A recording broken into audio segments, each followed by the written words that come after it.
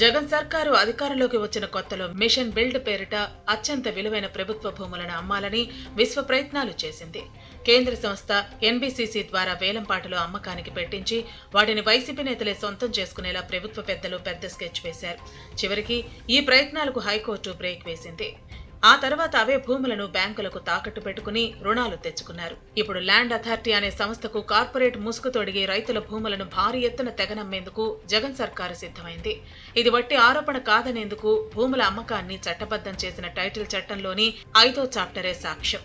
అయితే భూములు కాచేసే ఉద్దేశమే తనకు లేదని, భూములు ఇచ్చేవాడినే తప్ప తీసుకునేవాడిని కాదంటూ జగన్ రెడ్డి కవరింగ్ చేసే పనిలో పడ్డారు. మీ ఉద్దేశం మంచిదే అయితే రైతులకు ఇచ్చే పాస్ పుస్తకాలు, రెవెన్యూ రికార్డుల్లో జగన్ బొమ్మలెందుకు? భూమి రైతుదా, జగన్మోహన్ రెడ్డిదా అనే సందేహం వచ్చేలా వాటిని ఎందుకు డిజైన్ చేయించారు? ఆర్ఓఆర్ చట్టం 1971 ప్రకారం పాస్ పుస్తకంపై అసలు యజమాని ఫోటోనే ఉండాలి. అలా కాదని రైతు ఫోటో చిన్నగా, జగన్ ఫోటో పెద్దగా ముద్రించడం చట్ట విరుద్ధం కాదా?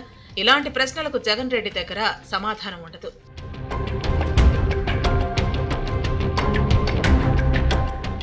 ల్యాండ్ టైటిల్ చట్టం రైతుల భూ వివాదాలను పరిష్కరించి శాశ్వత భూ హక్కును వారికి కల్పిస్తుందంటూ వైసీపీ కొత్త భాష్యం చెప్పే ప్రయత్నం చేస్తోంది. ఇది రైతులకు మంచి చేస్తుందట. జగన్ భూములు ఇచ్చేవాడే కానీ తీసుకునేవాడు కాదట. ల్యాండ్ టైటిల్ యాక్ట్ పై ఆంధ్రజ్యోతి అసత్య ప్రచారం చేస్తోందట. ఇవన్నీ ముఖ్యమంత్రి జగన్ విశాఖ జిల్లాలో చెప్పిన మాటలు. ఆంధ్రజ్యోతి ప్రస్తావన తెచ్చినందుకు ఈ చట్టం సృష్టికర్త జగన్ కు సూటిగా ఒక మాట. విలేకరుల సమావేశం పెట్టి దానికి ఆంధ్రజ్యోతిని ఆహ్వానించగలరా? గంటల కొద్దీ సమయం అక్కర్లేదు, కేవలం 5 నిమిషాలు కేటాయించగలరా?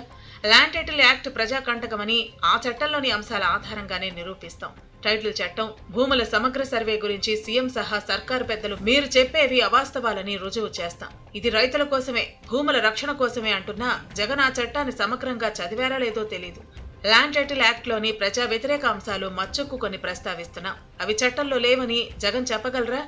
ఆంధ్రప్రదేశ్ ల్యాండ్ టైటిల్ చట్టాన్ని చదివిన వారికి 1 నిమిషం స్పష్టంగా అర్థమవుతుంది. అదేమంటే సర్కారు పెద్ద ఎత్తున భూములను సేకరించి అమ్మాలనుకుంటోంది. ఇందుకోసం ఓ కంపెనీని ఏర్పాటు చేయాలనుకుంటోంది. ఏపీతో పాటు రాష్ట్రం బయట కూడా ఆఫీసులు ఏర్పాటు చేయాలని నిర్ణయించుకుంది. టైటిల్ చట్టంలోని చాప్టర్ 5లో ఉన్న ల్యాండ్ అథారిటీ కింద ఏం రాశారు అంటే, ఆంధ్రప్రదేశ్ ల్యాండ్ అథారిటీ అనేది ఓ కార్పొరేట్ సంస్థలా ఉంటుంది. అది భూములు సేకరించడం, కలిగి ఉండటం, అమ్మడం వంటివి చేస్తుంది. దాని ప్రధాన కార్యాలయం ఎక్కడో ప్రభుత్వమే నోటిఫై చేస్తుంది. ఇక దాని ఆఫీసులను రాష్ట్రంలో, ఆంధ్రప్రదేశ్ బయట కూడా ఏర్పాటు చేయవచ్చని ఉంది. రైతుల భూములకు శాశ్వత హక్కులు కల్పించేందుకు ఏర్పాటు చేసే ల్యాండ్ అథారిటీ కార్పొరేట్ కంపెనీలాగా ఉండటం ఏంటి అంటే, ఇది కూడా ఏపీఐఏసీ తరహాలో పనిచేయనుందా? టైటిల్ చట్టాన్ని చరాస్తులకు ఎలా వర్తింపజేస్తారు? భూములు సేకరించడం, అమ్మడం చేసే పనులు ఈ సంస్థ చేపడుతుందంటే అర్థం ఏంటి? ల్యాండ్ అథారిటీ అనేది ఫక్తు వ్యాపారం చేయనుందనే కదా? ల్యాండ్ టైటిల్ యాక్ట్ చాప్టర్ 4లోని 5వ పాయింట్ ప్రకారం ప్రభుత్వం నిర్దేశించిన నిబంధనలను పాటించకపోతే కోర్టులు ఇచ్చే ఆదేశాలను కూడా అమలు చేయడం జరగదు. రైతు తన భూమి విస్తీర్ణం లేదా ఆస్తిపై టైటిల్ రిజిస్ట్రేషన్ అధికారి తీసుకునే నిర్ణయాన్ని సవాల్ చేస్తూ సివిల్ కోర్టులకు వెళ్లటానికి వీల్లేదు. ఒకవేళ వెళితే సంబంధిత కోర్టు నుంచి ఓ సర్టిఫికేట్ తీసుకొచ్చి టైటిల్ రిజిస్ట్రేషన్ అధికారికి 15 రోజుల్లో సమర్పించాలి. అలా గడువులోగా ఆ రైతు సర్టిఫికేట్ సమర్పించకపోతే ఒకవేళ ఆ భూమి విషయంలో కోర్టు ఏదైనా ఆదేశం ఇచ్చినా అమలు చేయబోమని చట్టంలో చాలా స్పష్టంగా ఉంది. ఇది అన్యాయమైన క్లాజు కాదా?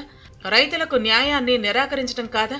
ఒకవేళ గడువు తీరిన తర్వాత కోర్టు సర్టిఫికెట్ ను తీసుకోవాలంటే టైటిల్ రిజిస్ట్రేషన్ అధికారి సంతృప్తి చెందాలట. ఇదెక్కడ విధానం? అధికారి దయాదాక్షిణ్యాలపైనే న్యాయం ఆధారపడి ఉంటుందా? ఇది రైతు కంటకమైన క్లాసు కాదా? దీన్ని ఎలా సమర్థిస్తారు?